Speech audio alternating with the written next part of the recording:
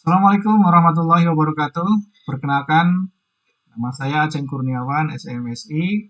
Pada mata kuliah Komunikasi Inovatif dan juga Media Sosial, kalau di S1 itu Teknologi Komunikasi. Pada pertemuan kali ini, sebagai pengantar, itu tentang pemanfaatan media untuk pembelajaran. Nah, kita tahu bahwa sistem pembelajaran kita saat ini adalah menggunakan daring. Nah, oleh karena itu perlu adanya persamaan persepsi antara mahasiswa dan juga dosen dalam melakukan proses pembelajaran melalui daring ini. Nah, sehingga nanti akan tergambar ya bagaimana proses pelaksanaannya. Baik, diawali dengan kriteria pemilihan aktivitas pembelajaran. Ini agar persepsinya sama gitu ya. Nah, orang akan mengerti belajar atau di sini ada persentase menarik penerimaan pengetahuan ataupun ilmu yang diterima oleh mahasiswa. Baca teks saja itu hanya akan menghasilkan 10% dari apa yang dibaca. Jadi penyerapan materi atau penyerapan atau penerimaan materi itu hanya sebesar 10%. Mendengarkan kuliah itu hanya 20%. Perhatikan visual ya 30% dari apa yang dilihat.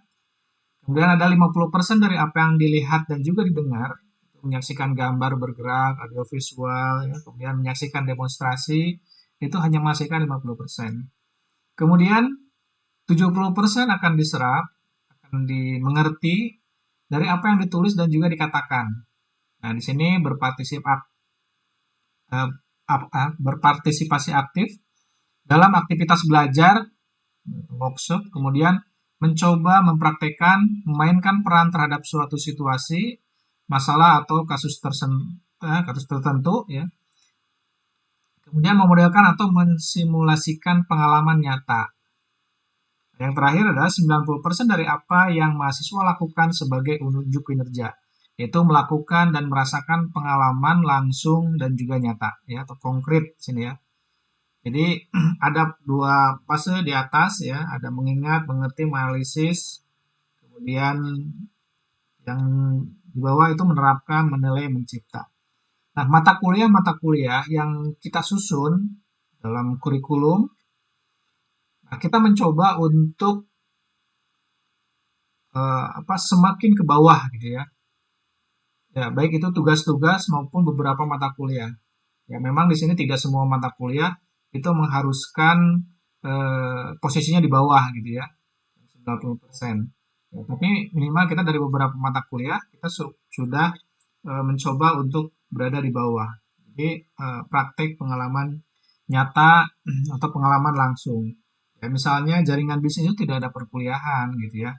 Tapi pengalaman langsung bagaimana mewawancara pengusaha sukses. Kemudian studi kelayakan bisnis juga di bawah pengabdian masyarakat. Ya juga tugas langsung yang harus diselesaikan oleh mahasiswa. Jadi kita coba dari tugas-tugas yang kita berikan itu diagramnya itu ke bawah. Nah, kita juga melihat bagaimana belajar langsung dan juga belajar melalui maya, ya. Nah, belajar langsung, belajar pada waktu dan lokasi yang sama, belajar dengan virtual, belajar pada waktu yang sama tetapi tempat berbeda. Ya tentunya mahasiswa belajar di rumah atau di luar atau di kantor dan sebagainya. Dosen ya berada bisa di rumah, bisa juga di kantor ya, sehingga ini bisa kapan saja kita belajar. Kemudian ada belajar mandiri ya, bisa kapan saja, di mana saja, tentang apa saja tanpa orang lain. Nah, di sini nanti bentuk tugas-tugasnya yang dikerjakan oleh sendiri ya. Kemudian juga ada pembelajaran kolaboratif, belajar kapan saja, di mana saja, tentang apa saja, dan dengan siapa saja. Nah, kolaboratif bisa dengan mahasiswa, kemudian mahasiswa dengan dosen, mahasiswa dengan pihak luar. Misalnya mata kuliah studi kelayakan bisnis. Nah, studi kelayakan bisnis itu apakah kita mau membuka usaha baru ya, tapi tetap bahwa di situ ada yang namanya benchmark tentunya benchmark itu ke perusahaan yang sejenis yang dimiliki oleh orang lain gitu ya, sehingga di situ ada kolaboratif, ada kerjasama. Kemudian juga ada ya, di mata kuliah studi kelayakan bisnis juga ada pengembangan usaha. Nah, tentunya pengembangan usaha itu kan usaha yang sudah ada, baik usaha sendiri, usaha punya keluarga, atau usaha punya orang lain. Nah, tentu di sini juga ada kolaborasi ya, sehingga kita bisa membuat studi kelayakan bisnis. Mata kuliah lain misalnya jaringan bisnis. Nah, kita tidak bisa sendirian apa namanya untuk melakukannya, tapi juga kita harus kolaborasi dengan pihak lain. Misalnya pengusaha sukses yang menjadi idola kita atau yang menjadi inspirasi buat kita, maka di situ ada kita melakukan wawancara ya, atau melakukan podcast. Dan juga ada pengabdian masyarakat. Nah, di sini juga berkolaborasi dengan masyarakat sekitar. Ya. Nah, tugas-tugas yang diberikan oleh dosen, yang itu kita mengarahkan ke tugas mandiri maupun tugas kolaboratif. Nah, ini adalah skema pengolahan pembelajaran. Aplikasi utama yang kita gunakan di sini adalah menggunakan Google Classroom. Nah, Google Classroom ya, nanti kita akan coba perlihatkan secara langsung.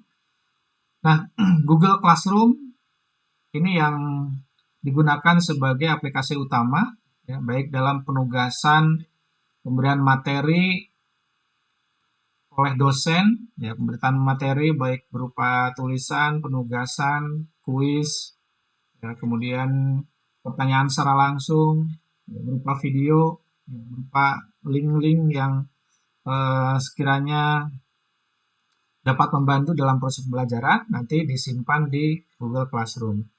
Nah, mahasiswa itu menerima materi, penugasan, kuis, pertanyaan itu juga melalui Google Classroom. Nah, hanya saja nanti di saat membuat jawaban, atau bentuknya penugasan, ada yang jawabannya langsung ditulis, tugas ditulis secara langsung atau difoto secara langsung yang dikirimkan ke Classroom. Nah, kemudian yang berupa video, ya, kami sarankan untuk disimpan di YouTube, kemudian linknya, yang berupa linknya baru dikirimkan di Classroom. Berupa tulisan panjang, ya misalnya artikel, ya, pembuatan berita, atau tugas-tugas lainnya, disimpan di blog, kemudian dikirimkan linknya, kemudian linknya disimpan di Classroom. Kalau misalnya ada kolaborasi antara video dan juga tulisan, maka disimpannya di blog. Ya. Video yang di-upload di YouTube, kemudian di-upload di blog, kemudian ditambah tulisan di sini, maka nanti linknya itu disimpan di Classroom. Ya, ya baik YouTube, media sosial ataupun blog, ya ini berupa link ya baru disimpannya di Classroom untuk tugasan. Nah, baik, sama juga dengan dosen, ya nanti dosen juga mengirimkan videonya berupa link itu ke Classroom atau berupa tulisan ke Classroom atau dalam penugasan secara langsung. Kenapa kita lakukan seperti ini? Agar media penyimpanan yang kita miliki itu cukup untuk melakukan proses pembelajaran. Ya. Nah, baik kita langsung ke contoh misalnya penggunaan Google Classroom. Nah, di sini saya sebagai dosen ini sudah melakukan penugasan-penugasan. Ya.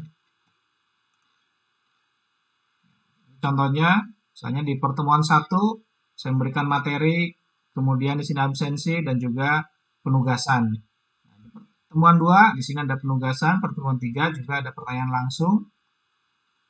Di pertemuan keempat di sini ada kuis, ini aja sebagai contoh. Mungkin di pertemuan 2 juga di sini ada materinya, pertemuan 3 ada materi, pertemuan 4 juga ada materi. Nah, dari si mahasiswa ini akan menerima semacam ini.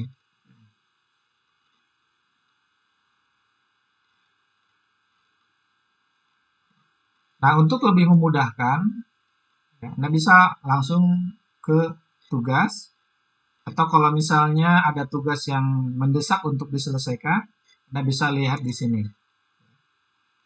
Berarti hari ini harus menyelesaikan 5 tugas yang akan berakhir pada jam 23.59. Jadi mohon untuk selalu mengecek kolom ini, ya. Karena di sini ada beberapa tugas yang harus diselesaikan. Oke. Nah, untuk memudahkan, kita bisa lihat ke tugas kelasnya. Nah, yang pertama ada materi kuliah. Anda bisa lihat di sini materinya, ya. Apakah berupa video, berupa PPT, berupa PDF, dan lain sebagainya. Kemudian, setiap pertemuan nanti ada absensi perkuliahan. Nah, Anda dimohon untuk klik hadir, tinggal diserahkan. Maka ini Anda sudah dianggap hadir pada pertemuan yang bersangkutan. Kemudian yang kedua yang harus saya selesaikan adalah tugas. Misalnya tugas 1 presentasi inovasi produk. Tugas kami ini ada diminta untuk membuat video presentasi tentang inovasi produk, hasilnya diupload di channel YouTube masing-masing, linknya dikirimkan di penugasan. Kita lihat tugasnya. Kalau misalnya ada pertanyaan, Anda bisa tulis di sini komentar kelas. Ya. Kemudian untuk penugasan, untuk penyimpanannya, Anda bisa lakukan di sini, tambah atau buat tugas. Karena di sini dimintanya adalah video presentasi yang diupload di channel YouTube, maka di sini pemilihannya adalah link. Nah, linknya nanti disimpan di sini. Coba kita ke channel YouTube.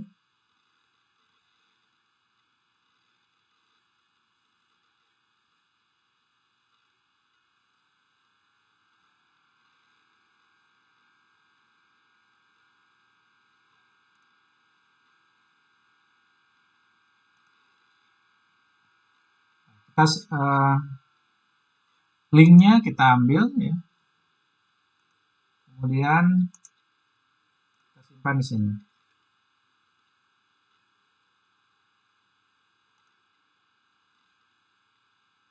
Nah, kalau sudah masuk, ditugaskan, maka sini harus kita serahkan.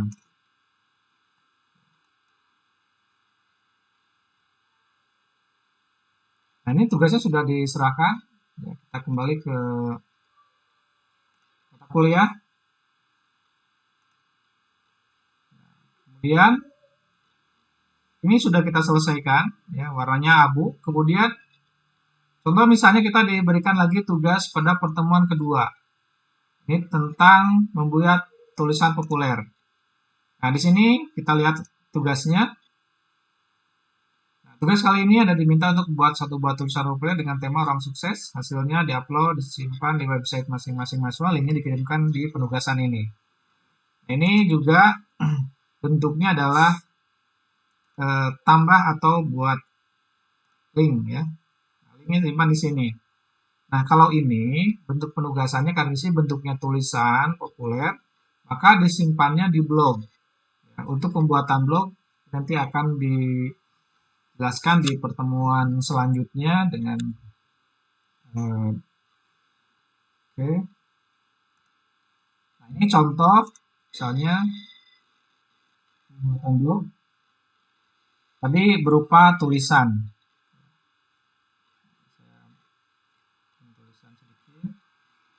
Ini contoh misalnya, bermula jika Anda ingin sukses. Nah, ini kita klik dulu linknya, kemudian kita bisa ambil link di sini, kita copy, kemudian kita simpan di sini. Tambahkan link. Jangan lupa kita serahkan tugasnya. Ini tugas berupa tulisan yang disimpan di blog dan kita serahkan. Kalau sudah, kita kembali ke tugas kelas, ya. Jadi kita bisa membedakan mana tugas yang sudah dikerjakan, mana yang belum. Selain di forum tadi, tugas 2 sudah diselesaikan, ini warnanya juga abu. Kemudian berikutnya ada penugasan yang bentuknya pertanyaan langsung. Ini bisa lihat di sini pertanyaan langsung, atau di forum juga biasa suka langsung ditayangkan ya, tinggal mengisi atau kita bisa lihat di sini.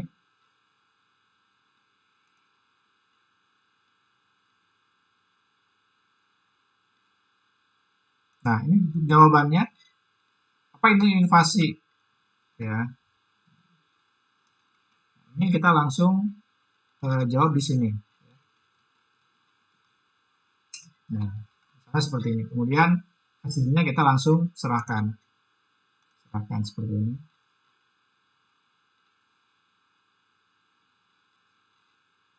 Ini sudah diserahkan.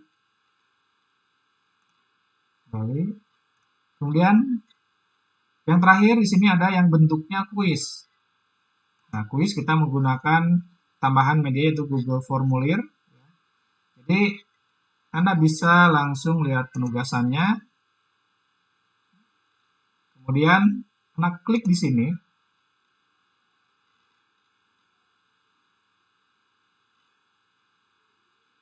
Oke. Ini normal tadi sudah diisi. Jadi, nah ini bentuknya. Contoh nanti hasilnya Anda akan melihat seperti ini. Nanti skornya juga akan langsung terlihat. Seperti ini.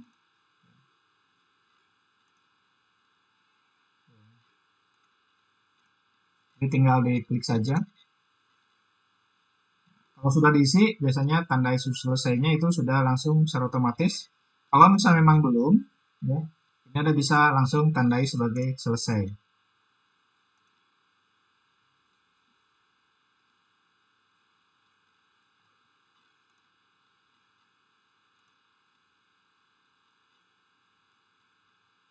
Nah, baik, ini adalah bentuk-bentuk penugasan yang nanti akan diterima oleh mahasiswa ya, di Google Classroom.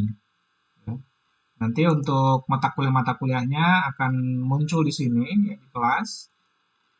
Jadi ada beberapa kelas nanti yang akan diterima ya, sesuai dengan nama mata kuliahnya. Melalui komunikasi, ada kreativitas, ada kelas manajemen. Nah, ini ya tinggal dipilih saja, kemudian mohon untuk melihat tugas-tugasnya. Untuk melihat rekapan, Anda bisa lihat tugas di sini. Ya. Dan ini yang sudah diselesaikan, diserahkan. Nanti kalau sudah dinilai, nanti akan muncul penilaian di sini.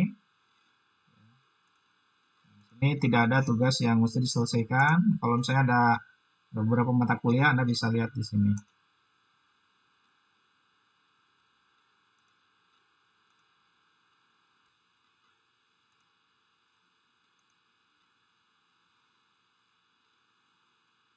Untuk Classroom, ya, saya kira sudah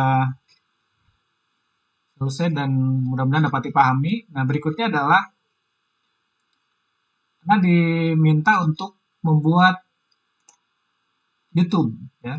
Jadi untuk menyimpan tugas-tugas yang diberikan oleh dosen dalam bentuk video, maka disimpannya di YouTube.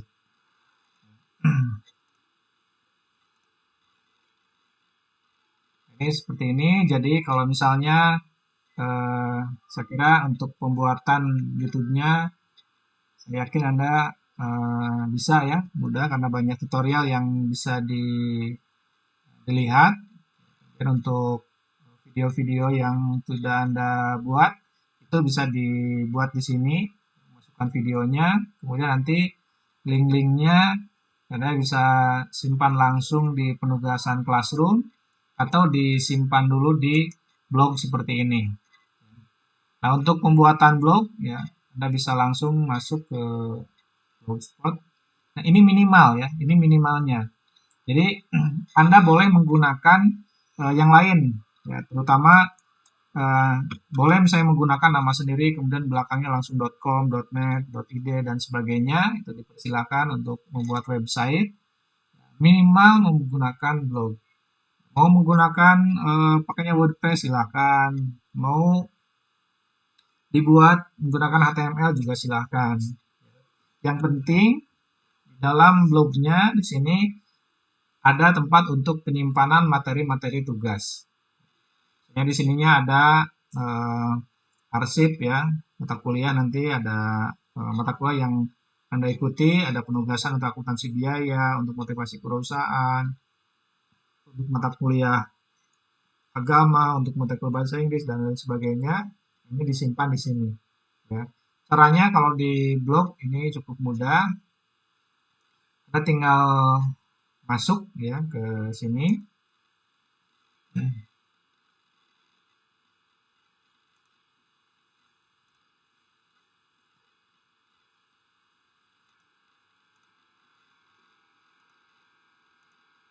Ini materi-materi yang saya upload. Kira di sini cukup mudah ya, tinggal menyesuaikan saja untuk setelannya. Untuk postingannya juga ini juga Anda bisa langsung membuat seperti ini. Untuk postingan saya biasanya bisa menggunakan ini ya, tampilan HTML atau tampilan menulis. Saya gunakan tampilannya yang HTML karena di sini akan memasukkan video. Misalnya materi kuliah.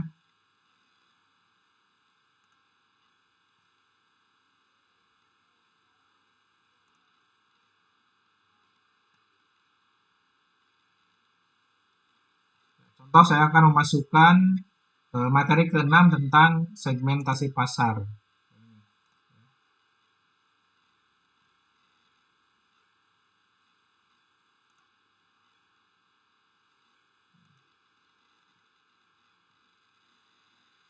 Kita buka dulu videonya. Ini adalah soal yang kemarin.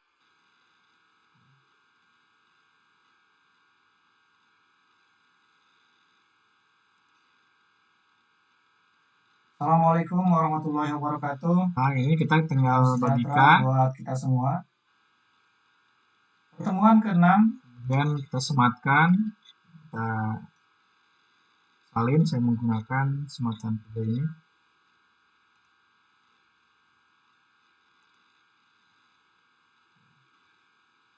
Saya pastikan di sini dengan ukurannya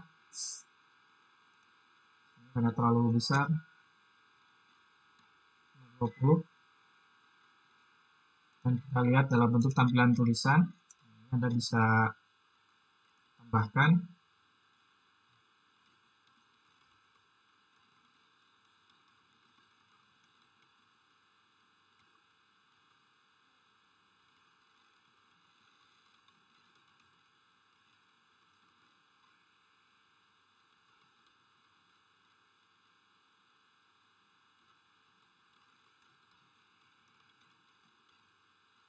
Kalau sudah, kita publikasikan judulnya. Silakan.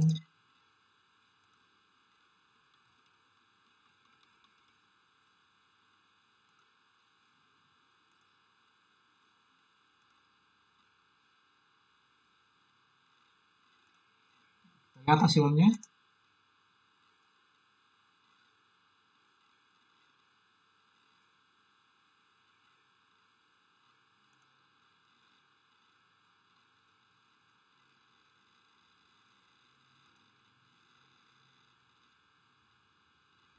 Nah, ini sudah masuk ya. Apa itu segmentasi pasar? Simak penjelasan video di atas. Selamat belajar.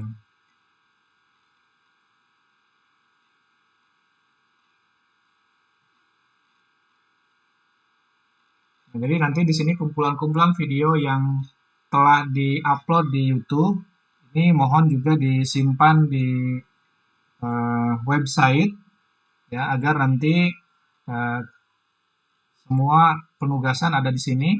Nah, bentuk dari penilaian untuk mata kuliah media sosial ini nanti akan dilihat dari sini ya.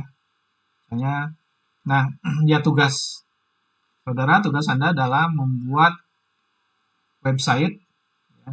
Ini minimal menggunakan blog, boleh menggunakan aplikasi-aplikasi yang lain ya, website yang lain boleh menggunakan WordPress, bikin custom dan sebagainya, saya persilakan. Yang penting semua materi atau semua penugasan video maupun tulisan itu dapat disimpan di sini. Sehingga Anda punya arsip ya. Jadi selama kuliah di SD STMB Anda punya arsip dalam bentuk website di sini ya.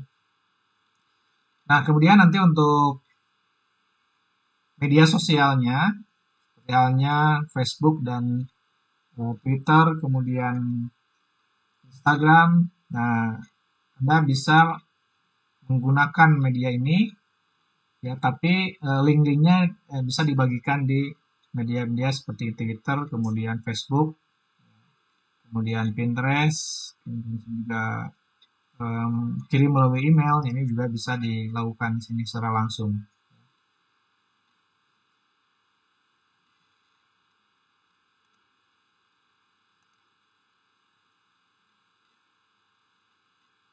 Oke, baik, mungkin ini yang bisa saya sampaikan pada pertemuan pertama